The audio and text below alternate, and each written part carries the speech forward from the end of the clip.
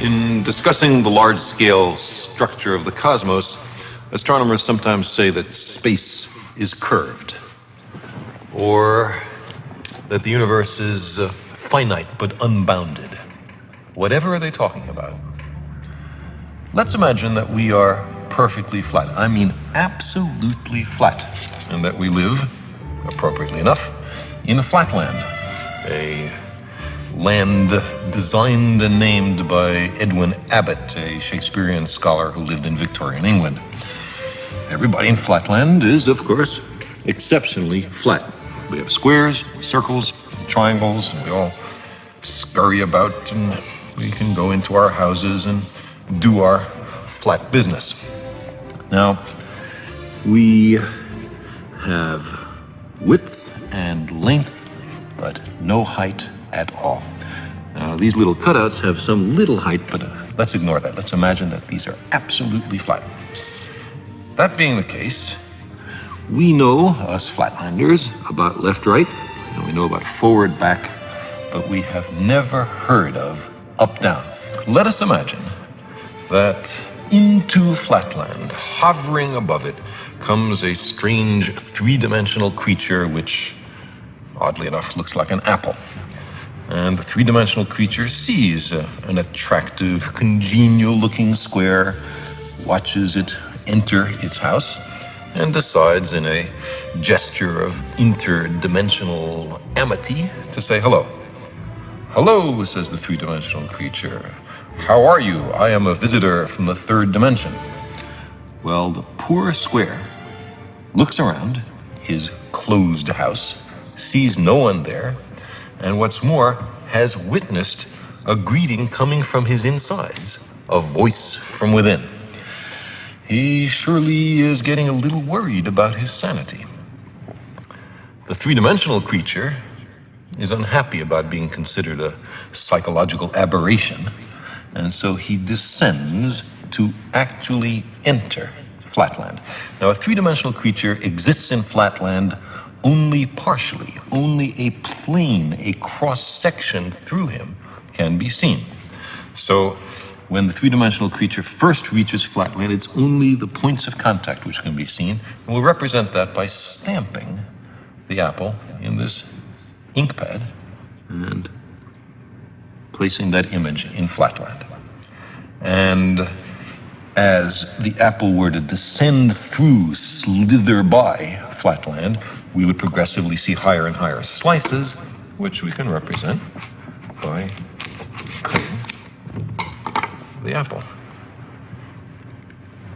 So the square, as time goes on, sees a set of objects mysteriously appear from nowhere and inside a closed room and change their shape dramatically.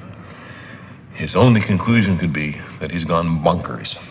Well, the apple might be a little annoyed at this conclusion, and so, not such a friendly gesture from dimension to dimension, makes a contact with the square from below and sends our flat creature fluttering and spinning above Flatland. At first, the square has no idea what's happening. He's terribly confused. This is utterly outside his experience. But after a while, he comes to realize that he is seeing inside closed rooms in Flatland. He is looking inside his fellow flat creatures. He is seeing Flatland from a perspective no one has ever seen it before, to his knowledge. Getting into another dimension provides as an incidental benefit a kind of X-ray vision. Now our flat creature slowly descends to the surface, and his friends rush up to see him. From their point of view, he has mysteriously appeared from nowhere. He hasn't walked from somewhere else. He's come from some other place. They say, "For heaven's sake, what's happened to you?" And the poor square has to say, "Well, I was in some other mystic dimension called up." And they will pat him on his side and comfort him, or else they'll ask, "Well, show us, where is that third dimension? Point to it." And the poor square will be unable to comply. But maybe more interesting is the other direction in dimensionality. What about the fourth dimension? Now, to approach that, let's consider a cube. We can imagine a cube in the following way. You take a line segment and move it at right angles to itself in equal length. That makes a square. Move that square in equal length at right angles to itself, and you have a cube. Now, this cube, we understand, casts a shadow. And that shadow we recognize. It's, ordinarily drawn in third grade classrooms as two squares with their vertices connected. Now, if we look at the shadow of a three-dimensional object in two dimensions, we see that, in this case, not all the lines appear equal. Not all the angles are right angles. The three-dimensional object has not been perfectly represented in its projection in two dimensions, but that's part of the cost of losing a dimension in the projection. Now, let's take this three-dimensional cube and project it, carry it through a fourth physical dimension. Not that way, not that way, not that way, but at right angles to those three directions. I can't show you what direction that is, but imagine that there is a fourth physical dimension. In that case, we would generate a four-dimensional hypercube, which is also called a tesseract. I cannot show you a tesseract because I and you are trapped in three dimensions. But what I can show you is the shadow in three dimensions of a four-dimensional hypercube or tesseract. This is it. And you can see it's two nested cubes, all the vertices connected by lines.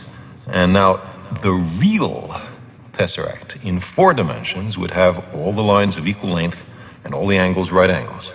That's not what we see here, but that's the penalty of projection. So you see, while we cannot imagine the world of four dimensions, we can certainly think about it